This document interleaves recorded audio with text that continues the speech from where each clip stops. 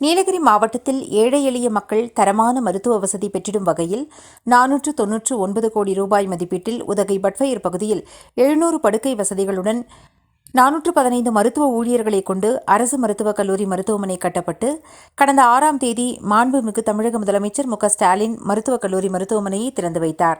இதனைத் தொடர்ந்து உதகையில் செயல்பட்டு வந்த அரசு தலைமை மருத்துவமனை காலி செய்யப்பட்டு இன்று 23/4/2025 புதன்கிழமை முதல் உதகை அரசு மருத்துவக் கல்லூரி மருத்துவமனையில் செயல்படும் என தெரிவிக்கப்பட்டதை அடுத்து இன்று முதல் செயல்பட துவங்கியது.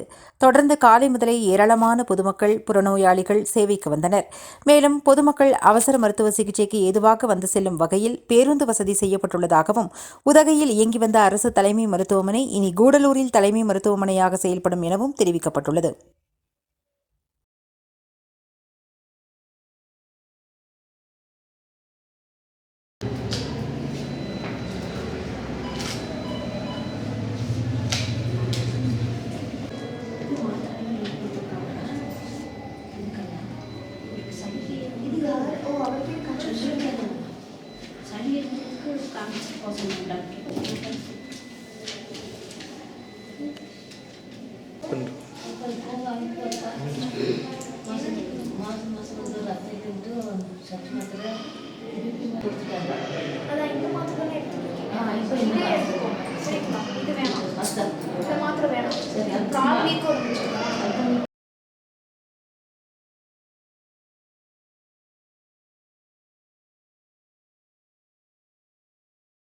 ராகம் டிவி யூடியூப் பக்கத்தை சப்ஸ்கிரைப் செய்யுங்கள்.